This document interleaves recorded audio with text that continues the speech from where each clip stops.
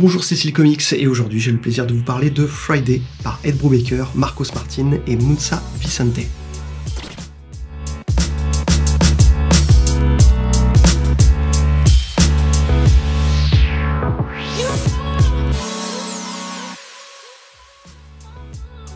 Mais avant de commencer, un grand merci aux éditions Glénat qui m'ont envoyé ce volume 1 paru récemment et qui regroupe les 3 premiers épisodes de cette série.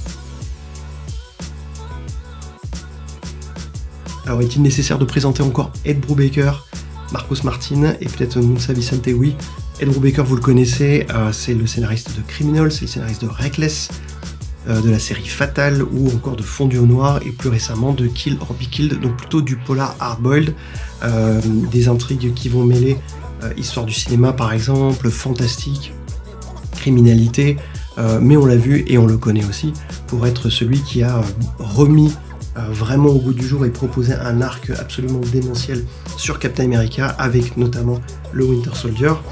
Donc c'est un artiste aujourd'hui qui est très identifié dans le monde des comics indépendants, mais surtout dans l'univers du polar. Avec Friday, c'est un petit peu différent et on va voir ses sources d'inspiration.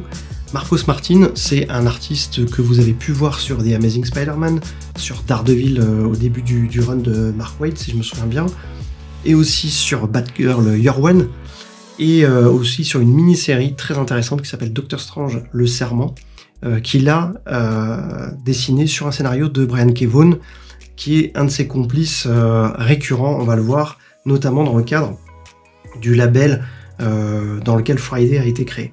Et puis Musa Vicente, c'est une illustratrice à la base, alors je la connaissais pas du tout avant ce travail-là, en fait, même si effectivement elle a collaboré, je vais vous en parler déjà avec Marcos Martin sur un autre titre.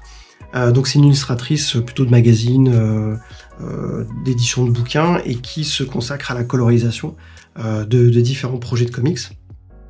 Et parce que Friday a été fait en fait dans le contexte d'une organisation qui s'appelle Panel Syndicate, qui est une organisation qui a été créée par Marcos Martin, donc par Musa Vicente, et puis par le scénariste Brian K. Vaughan, à l'occasion en tout cas pour permettre la publication en numérique de The Private Eye, qui est ce titre, hop, que vous pouvez voir ici, qui est une histoire de SF complètement barrée, assez intéressante.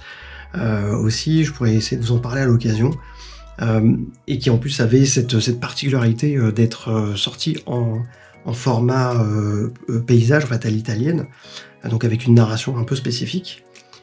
Ils ont créé Panel Syndicate à la base pour pouvoir sortir ça, et en fait Panel Syndicate a pour particularité de proposer les titres en version numérique, et les lecteurs en fait payent ce qu'ils veulent pour chacun des épisodes, qui peuvent télécharger après en PDF, en format CBR ou CBZ, et non seulement ce format numérique n'a aucune DRM, donc n'a aucune contrainte, on ne vous oblige pas à le lire sur, comme c'est le cas par exemple avec Amazon Comixology sur le lecteur Kindle, là vous pouvez le lire sur n'importe quel support, mais en plus l'argent est directement reversé aux auteurs de la BD, ce qui leur permet après de travailler sur d'autres titres. Donc vous pouvez aller voir sur le site de Panel Syndicate, il y a pas mal d'auteurs, alors peut-être un peu moins connus que Brian K. Vaughan, mais genre Jay Faber, qui est un scénariste que j'aime bien, qui a travaillé aussi sur des titres de comics un peu indépendants, genre Dynamo 5 par exemple, ou Alex DeCampi aussi, qui a bossé chez Marvel à une époque.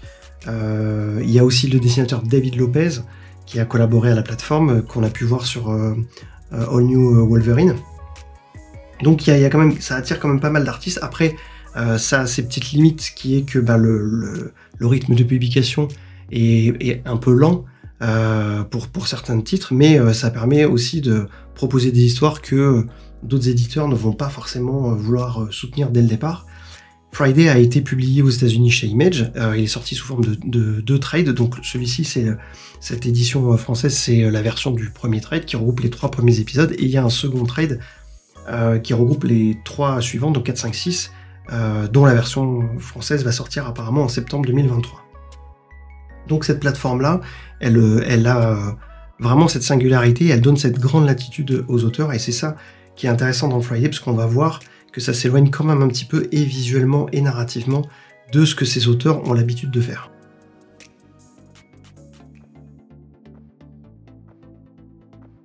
Alors, de quoi ça parle Friday? Donc Friday, c'est le prénom de ce personnage-là, en fait. Ce qui est cette jeune fille qui s'appelle Friday Fitzhugh, je sais pas si je prononce bien. C'est une jeune étudiante que l'on va suivre, en fait, qui revient, donc qui est partie à la fac et qui revient dans son village, dans sa ville natale de Kings Hill. Alors, je ne sais pas si Kings Hill, c'est une référence à Stephen King et à son fils Joe Hill, mais vu l'ambiance un peu fantastique, ça pourrait être le cas. Donc elle revient pour les vacances de Noël à Kings Hill, et puis elle va à la fois renouer avec sa famille, elle va se retrouver dans l'ambiance un peu familiale de la ville qu'elle connaît bien, parce que en fait, cette ville, elle y a vécu beaucoup d'aventures, aux côtés notamment de ce jeune homme, Lancelot Jones, qui était son meilleur ami, son complice dans tout un tas d'aventures. Et là, en fait, on rentre immédiatement, finalement, dans un univers où les protagonistes principaux, donc Friday ici et puis Lancelot, ont déjà vécu beaucoup d'aventures étant jeunes. Alors, il faut savoir que l'influence que décrit Ed Brubaker, en fait, pour imaginer cette histoire, c'est celle de tout un tas de romans qui rentrent dans la catégorie young adult, c'est-à-dire ce qu'on peut qualifier de la catégorie qui a été un peu revitalisée par Harry Potter et puis qui a donné lieu à tout un tas de romans, alors plus ou moins fantastiques, science-fiction, etc., dans des genres très différents, à destination de jeunes adultes, c'est-à-dire de gens sortant un peu de l'adolescence ou vers la fin de l'adolescence, et puis qui finalement abordent des problématiques de passage à l'âge adulte, découverte aussi de l'amour, découverte des déceptions amoureuses, etc., etc. Et donc, en fait, c'est important parce que Ed Brubaker choisit de traiter ces personnages à l'aune, non pas, à l'aune de cette nouvelle vie, et donc avec un regard aussi tourné vers leur passé, et ce passé qui a été rempli, on va le voir, d'aventures extraordinaires. Donc on va les retrouver à une période où finalement ce que l'on aurait d'habitude traité, qui était leurs aventures, leurs enquêtes, parce qu'en fait ils forment une espèce de duo à la Sherlock Holmes Watson intéressante, sachant que Lancelot c'est plutôt celui qui est très intelligent, qui est dans l'analyse, qui a des capacités de déduction hors du commun, qui est de la police justement et tout. Et Friday, elle, c'est Watson, c'est-à-dire qu'elle va être une espèce d'ancrage émotionnel, mais aussi un peu son garde du corps, parce qu'elle est costaud, elle a un petit peu, Brubaker l'a décrit comme un peu garçon manqué, elle fait du hockey, elle a une vraie physicalité dans son personnage, qui est intéressante, et qui permet en fait de décrire un peu ce duo très complémentaire, comme étant des gamins qui ont été dans leur enfance extrêmement débrouillards, confrontés à des dangers, y compris des dangers surnaturels, et capables de vivre toutes ces aventures-là. Mais aujourd'hui, ce que les auteurs décident de raconter, c'est ce moment où ils se retrouvent après une césure dans leur relation, et on va découvrir pourquoi justement il y a eu cette césure. Et donc on a passé l'âge d'or de cette carrière, de ces personnages de fiction, pour les retrouver à une période peut-être un peu moins glorieuse, ou en tout cas un petit peu plus difficile, et ça déjà c'est un des points intéressants dans cette narration, parce qu'on a rarement l'occasion finalement de redécouvrir ces personnages en dehors du contexte le plus héroïque de leur vie. Et donc lorsqu'on commence cette histoire, Friday est revenue dans la ville pour les fêtes, et elle est immédiatement embarquée sur les traces de Lancelot Jones, donc avec le policier qui les accompagne, à la recherche d'un homme qui semble possédé en fait par une arme, en tout cas par un poignard très ancien. Donc là, ça permet de vraiment montrer que ces aventures vont immédiatement plonger dans un côté fantastique, dans un folklore qui va être créé, on va dire, et qui va être hérité des aventures précédentes de ces personnages-là lorsqu'ils étaient jeunes.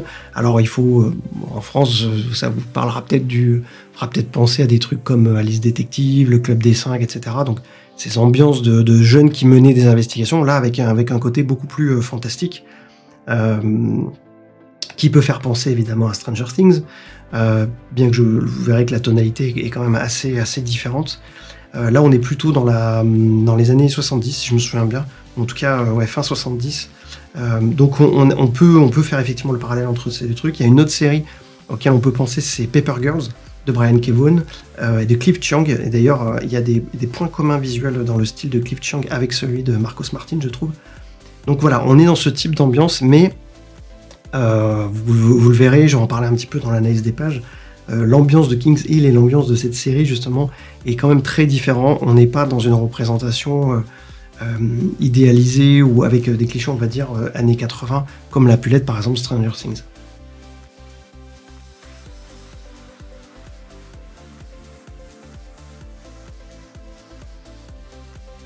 Donc au niveau de l'histoire, donc, je vais vous dire ce que j'ai aimé dans l'histoire, et puis il y a un ou deux points négatifs, qui ne sont pas vraiment des points négatifs, mais on va dire des petits points de frustration.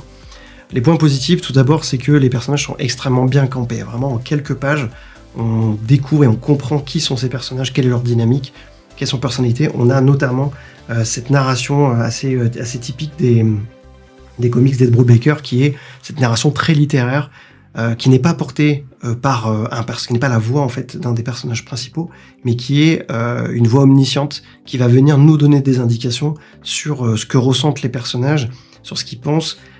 C'est toujours une narration que moi je trouve qui pourtant est très casse-gueule souvent dans les comics quand elle est mal faite, mais là chez Brubaker c'est toujours une petite merveille, je trouve, et là en l'occurrence elle est très utile pour rentrer dans le bain, très utile pour comprendre les persos, et très utile pour comprendre aussi les enjeux derrière les apparences finalement de l'image. L'autre point, c'est que, on va le voir un petit peu après, il y a ce background en fait des aventures des personnages et des aventures qu'ils ont vécues, qui est super intéressant et qui permet finalement, un exemple, de présenter leurs aventures toutes plus délirantes les unes que les autres. Il y a une autre page, mais je préfère pas, j'essaie de pas vous montrer les plus belles pages parce que c'est un peu dommage de vous spoiler ça, parce que moi-même j'ai eu vraiment du plaisir à découvrir certaines pages très impressionnantes visuellement ou au contraire très riches en termes de narration. Donc j'ai fait une sélection, mais je vais essayer de ne pas vous spoiler des trucs importants et de vous laisser le plaisir de la découverte. Donc ce qui est sympa en fait, c'est que ces histoires qui leur est arrivées, ces enquêtes qu'ils ont menées quand ils étaient jeunes, sont représentées ici avec des fausses couvertures, on va dire, comme si des bouquins en avaient été tirés. D'ailleurs, on ne sait pas d'ailleurs si les bouquins ont été tirés ou pas, mais en tout cas c'est présenté comme si des livres avaient été tirés. Et donc là encore, ça étoffe à la fois l'univers, c'est-à-dire les types de créatures, le type d'aventures qui sont arrivées, et en même temps, ça donne ce côté monde qui existe, où il y aurait une bibliothèque de 10, 15, 20 volumes qui existerait déjà, et donc ça donne l'idée de l'ampleur des aventures qu'ils ont pu vivre. Donc ça, c'est un background vraiment bien posé. En plus, un univers avec une mythologie intéressante. Là, on voit Arcadian Hall, il y a quelque chose qui fait penser immédiatement à du Lovecraft. D'ailleurs, c'est un peu voulu dans la localisation de la ville en Nouvelle-Angleterre. Donc on voit qu'on commence à approcher un peu ça. Mais il y a aussi des mélanges avec des folklores anciens, avec des créatures, du bestiaire fantastique, des fantômes, etc. et tout, on va le voir.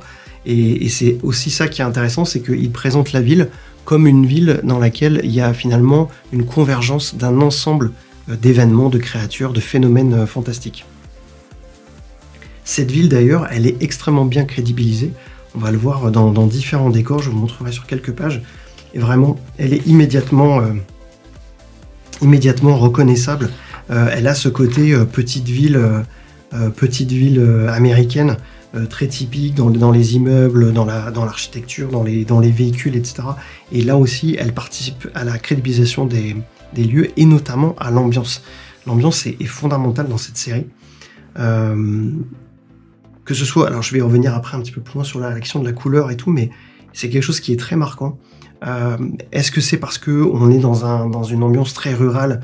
Parce que c'est, bien que ce soit dans une grande ville, on va dire, ça reste, c'est pas des grandes mégalopoles et tout, on est dans quand même petite ville américaine, mais on est dans une ambiance qui va être très rurale, pas mal de scènes en forêt, pas mal de scènes perturbées par les éléments, la neige, la pluie, etc.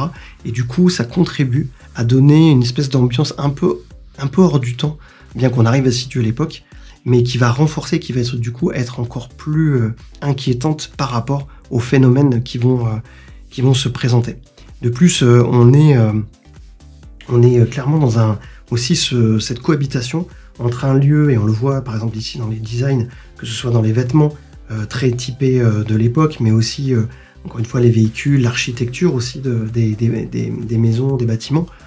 Ça crée un contraste beaucoup plus fort avec les éléments fantastiques qui vont arriver un peu après, puisque justement cet univers est extrêmement crédibilisé dans tout ce qui est dans tous les petits détails du quotidien. Et donc il y a un côté un peu aussi, j'allais dire Amblin Entertainment, l'époque des films de Spielberg des années 80, en tout cas des productions Spielberg des années 80, qui venaient amener le fantastique dans la banlieue américaine et dans le quotidien finalement le plus simple et le plus commun en fait à la plupart des gens. Là on retrouve un petit peu cette ambiance, mais matinée, de quelque chose d'un petit peu plus, je vais pas dire gothique, moi peut-être un peu gothique en fait, comme ambiance. En tout cas avec ce côté, il y a un genre maintenant aux États-Unis qui s'appelle le rural horror, c'est-à-dire avec de l'horrifique qui se passe dans un contexte un petit peu rural, de forêt, de champs, etc. Et qui rajoute du coup à l'inquiétude parce que les personnages sont extrêmement isolés très vite des maisons, de la technologie, etc. Les seuls points négatifs que je pourrais dire à la lecture de ce premier tome, c'est que finalement, c'est une histoire assez courte. Là, on est à peu près sur un volume d'une centaine de pages. Il y a 3 épisodes, comme je vous disais, c'est l'épisode un petit peu plus... qui vont un peu au-delà de 22 pages. Donc on peut être un petit peu frustré par le fait que, même si le tome finit sur un gros cliffhanger qu'on voit pas forcément venir et qui... et puis va aussi semer tout au long du récit pas mal de questions, on est quand même dans quelque chose qui est un petit peu frustrant. J'ai vraiment hâte de lire la suite, donc c'est plutôt une bonne chose. Mais c'est vrai que si vous avez l'intention de vous dire je vais partir sur une lecture satisfaisante au sens où quand je l'aurai terminé, j'aurai eu une histoire un peu complète, c'est pas le cas. On est vraiment dans je vais pas dire un premier acte, mais quand même ça y ressemble. C'est-à-dire que si on était dans une structuration classique en 3 actes, vraiment on aurait un premier acte très très fort avec ce tome. La série est une ongoing, j'ai oublié de le préciser, il y a 6 épisodes pour l'instant qui sont parus. Donc c'est une ongoing, donc je ne suis pas sûr que les 3 prochains concluent l'histoire telle qu'elle est présentée ici. Mais voilà, c'est vraiment très subjectif, mais moi j'ai cette impression que c'est un premier acte qui pose très bien le décor, très bien l'intrigue générale, très bien les personnages, qui finit sur un cliffhanger qui a envie de savoir la suite. Donc voilà, mais ça peut vous frustrer. Et puis voilà, l'attente elle est pas énorme, c'est quand même septembre 2023 pour avoir la suite. Et c'est vrai que vu le rythme de parution, je suis allé sur le site de Panel Syndicate, il y a que des 6 épisodes pour l'instant qui sont parus. Donc j'espère que finalement les 3 prochains épisodes vont venir quand même apporter une résolution intéressante, mais ça laisse présager aussi que l'avancée des auteurs est quand même assez lente, et donc je l'espère, on n'aura pas à attendre trop d'années peut-être pas, mais trop de mois entre chaque épisode. Dernier point, peut-être un peu aussi, pour rester dans les points peut-être qui pourraient vous dissuader, c'est le prix du bouquin, il fait 19 €, c'est pas très cher en soi, mais vu le nombre de pages, c'est quand même un ratio qui peut paraître un petit peu élevé. On est, comme je vous dis, sur à peu près 120 pages, il y a les 3 épisodes, et puis il y a un petit carnet de croquis d'une 10, 12, 15 pages. Après, je suis allé voir l'édition américaine, en TPB, elle fait 15 €. Donc c'est pas une différence de prix qui est importante, d'autant que l'édition américaine, je crois, elle est en trade, donc elle est souple. Là, on a quand même un beau bouquin, une belle relure. J'ai beaucoup aimé aussi la qualité des pages. Je suis pas d'habitude, on va dire, très fétichiste de la qualité du papier, sauf s'il est de mauvaise qualité et qu'il empêche la lecture ou que la reproduction n'est pas bonne. Mais là, en l'occurrence, il y a cette texture un peu épaisse, un peu rugueuse. Alors, je suis nul en explication des qualités du papier, hein. Mais je trouve que par rapport à la gestion des couleurs et par rapport aussi au côté un peu littéraire, on va dire, de l'ambiance et de l'héritage de l'histoire, ça s'y prête bien. Ce qui fait que voilà, c'est un bouquin, je trouve, très beau et assez agréable à feuilleter, à bouquiner. Et justement parce que c'est pas du papier glacé, parce qu'on est dans une ambiance, encore une fois, plus littéraire que comics, on va dire. Maintenant, une fois que je vous ai dit ça, on va passer à la partie graphique. J'ai sélectionné quelques pages pour essayer de vous dire un petit peu ce que j'ai aimé et ce que j'aime dans la partie dessin, colorisation et découpage sur Friday.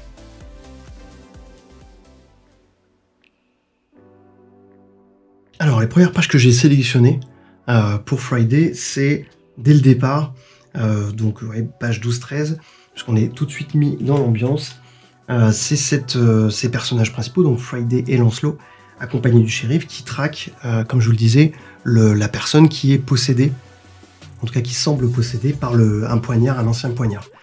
Et là, en fait, on voit à la fois comment la technique d'ancrage, la technique de design de personnage et aussi la colorisation vont donner un côté vraiment très atypique à cette série.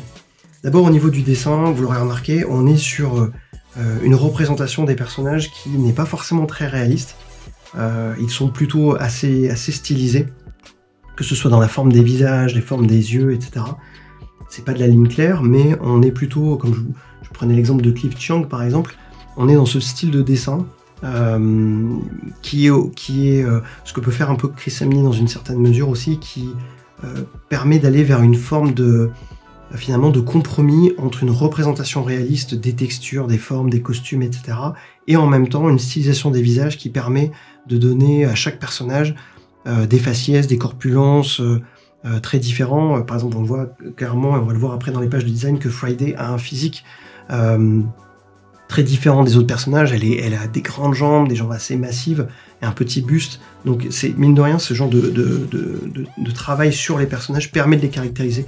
Elle a aussi ses grandes lunettes, cette mâchoire un peu large et cette coiffure aussi, qui lui donne immédiatement une silhouette reconnaissable. Et donc on a constamment en fait dans le travail de Marcos Martin ce truc-là très intéressant qui est cette cohabitation entre des personnages, encore une fois, très stylisés mais crédibles, et des environnements qui sont très travaillés, comme ici la forêt avec différents types de troncs, aussi qui vont permettre de crédibiliser immédiatement les lieux. On a aussi un type d'ancrage que l'on va voir aussi ailleurs sur d'autres pages, qui va être un petit peu comme celui justement de Sean Phillips sur Criminal, un mélange de traits fins et d'aplats de noir très chargés. Alors, soit pour effectivement rendre des ambiances nocturnes, mais aussi pour donner de l'épaisseur un peu à certains éléments de décor. Et ce travail-là, moi j'aime beaucoup ce type de travail, c'est très complexe, ça paraît toujours un petit peu... ça peut donner un peu souvent l'impression d'être un peu fait à la hâte, mais c'est pas le cas. Ça demande, je pense, beaucoup de réflexion pour pouvoir travailler ce type de texture au trait et trouver un équilibre entre ces aplats de noir et ce travail de détail au trait. Ça peut devenir très lourd finalement si vous les équilibrez pas. Et puis aussi, ce travail au trait fait que ça nécessite de savoir de trouver les bons traits pour arriver quand même à suggérer ce type de texture ou, comme on l'a vu ici, avoir l'essentiel des éléments qui permettent de comprendre en quoi sont faits les vêtements.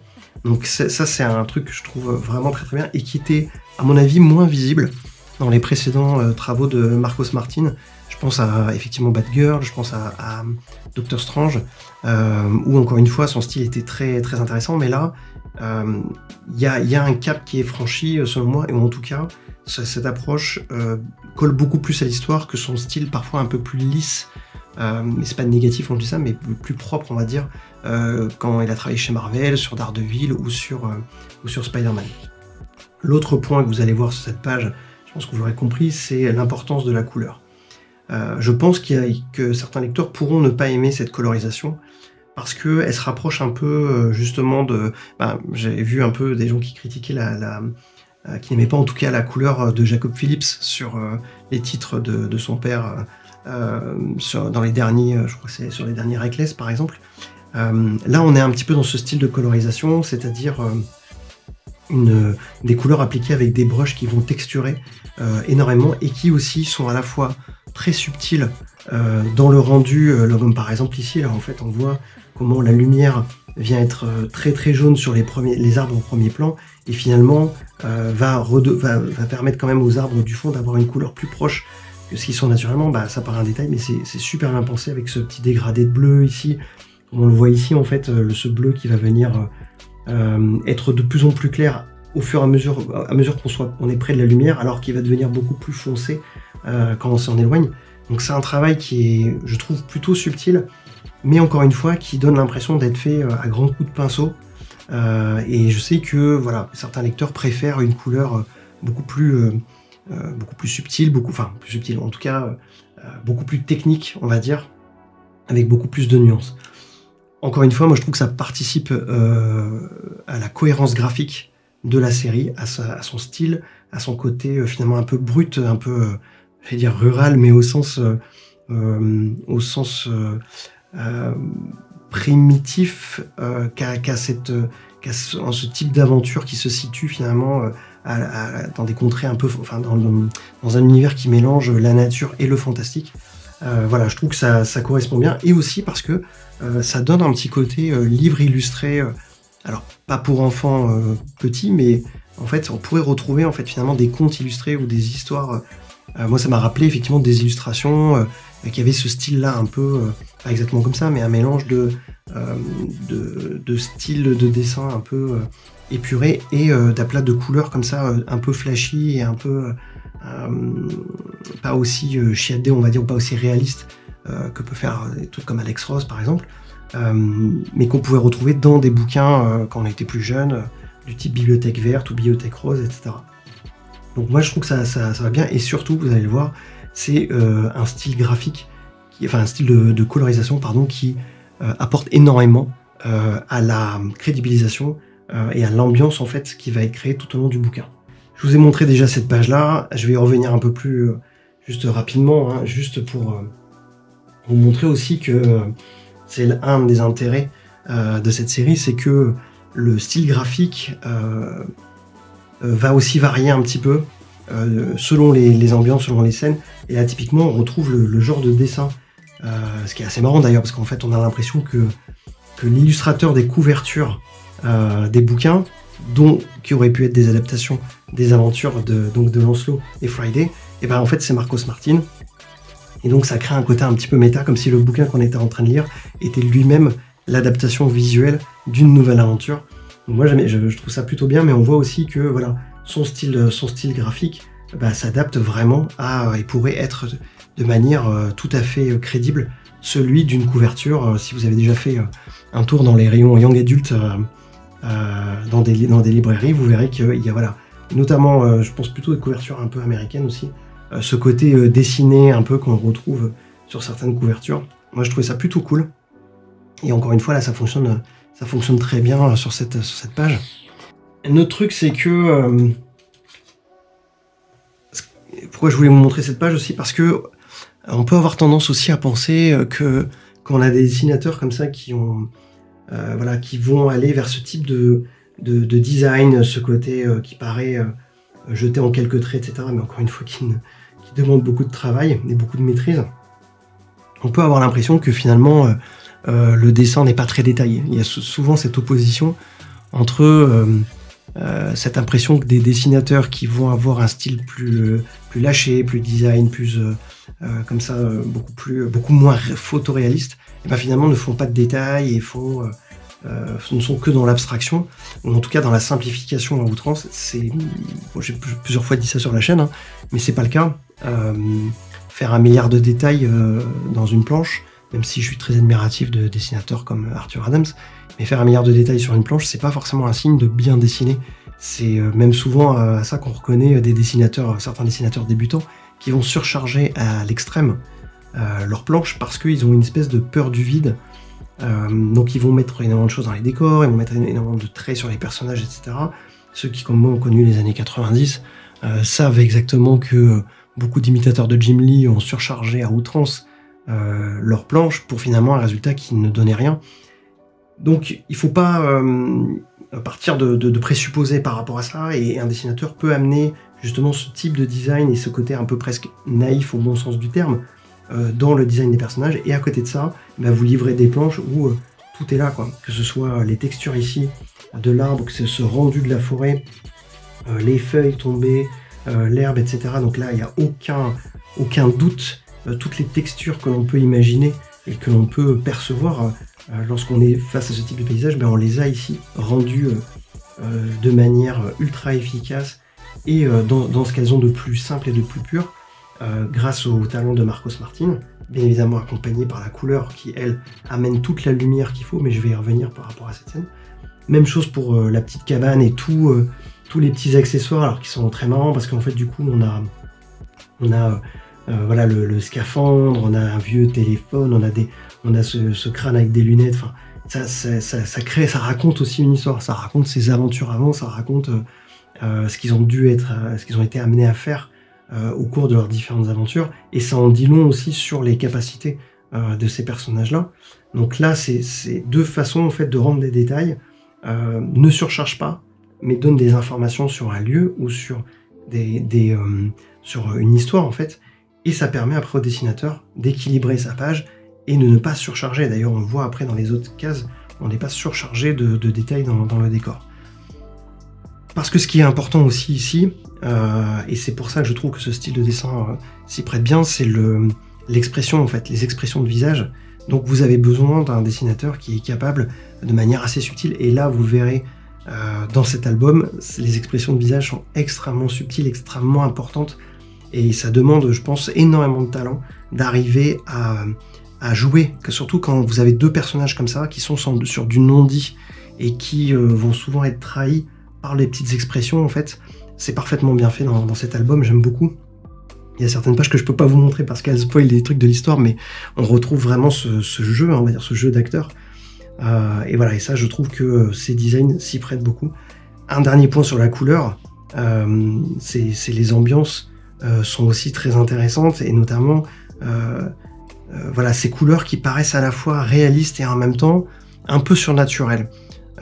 C'est assez fréquent dans tout cet album qu'on ait cette cohabitation entre des couleurs que l'on sait être réalistes par rapport aux textures qu'on observe, et en même temps qui ont ce côté comme si cet univers-là baignait dans une aura en permanence fantastique, notamment avec cette couleur de ciel ou d'autres scènes un petit peu plus tard.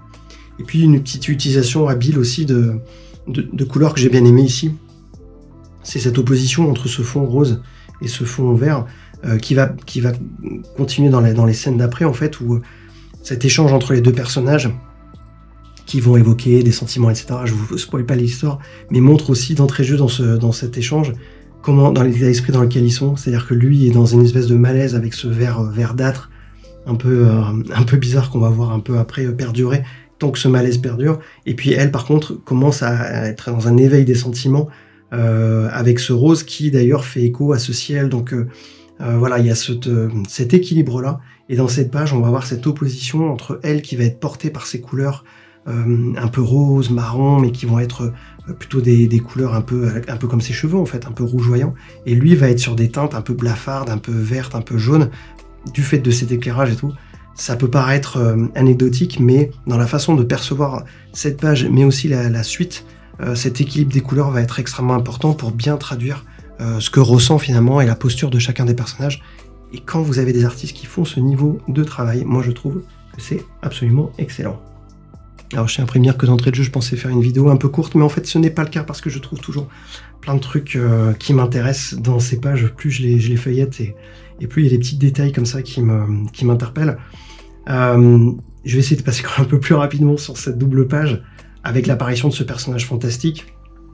Juste pour vous dire que ce qui m'a plu ici, c'est encore une fois ce jeu de couleurs avec ces tons très chauds mais en même temps très crépusculaires qui sont en place sur cette page-là et qui commencent à montrer qu'on est en train de basculer dans une ambiance un petit peu plus glauque. Et puis cette rupture directe avec la métamorphose ici du personnage, de cet mystérieux personnage que je vous spoil pas, mais qui sera important un peu dans l'intrigue. Et donc du coup cette rupture, elle est extrêmement marquée. On pourrait se dire en fait que c'est presque un petit peu dommage que cette révélation n'apparaisse pas dans une page après en fait, parce que c'est plutôt ce que l'on fait en termes de narration. Mais en y réfléchissant bien, je me disais que c'était plutôt habile parce que ça permet, dès le départ en fait, on pressent un danger, notamment parce que la bulle est en rouge, donc on a tout de suite cette idée d'une voix un peu étrange, parce que c'est souvent ça que ça veut dire. Et finalement, le fait d'avoir la révélation ici, finalement on sait que le personnage qui va être là va avoir une révélation, on va découvrir que c'est un personnage inquiétant, fantastique, etc. Donc finalement ce n'est pas très grave, on ne spoil rien en faisant ça parce que le lecteur sait déjà. En revanche, on crée un autre type de suspense qui avait été théorisé notamment par Hitchcock, qui était le fait de dire le spectateur sait d'avance qu'il y a un danger, mais un personnage que l'on va suivre ne le sait pas, et du coup on crée une inquiétude supplémentaire chez le spectateur qui lui sait que quelque chose va se passer et qui ne fait que constater impuissant que le protagoniste lui ne l'a pas encore vu arriver. Si je me souviens bien, alors je me souviens plus du film par contre, mais c'est une super scène où, dans un des films où en fait un poseur de bombe donne une bombe à retardement à un gamin sans lui dire que c'est une bombe évidemment, et il lui demande d'aller apporter un colis à un endroit. Et en fait, on va voir pendant toute cette séquence le gamin qui va perdre du temps, qui va traîner, qui va s'arrêter et tout. Et donc pour le spectateur, il y a cette angoisse de dire il y a un timer qui va faire exploser cette bombe. Est-ce que ce gamin va en être victime? Et du coup, ça crée un suspense extrêmement important, alors que l'enfant lui-même n'est pas conscient du danger. Donc voilà, c'est un petit détail peut-être de narration, mais c'est un truc que je trouve toujours intéressant de retrouver dans cette narration-là, et avec ce jeu de couleurs et finalement ce personnage qui va se dévoiler par petites touches ici, un bout de visage, une rotation et son visage qui apparaît. Voilà, je trouvais que c'était un très bel effet de mise en scène.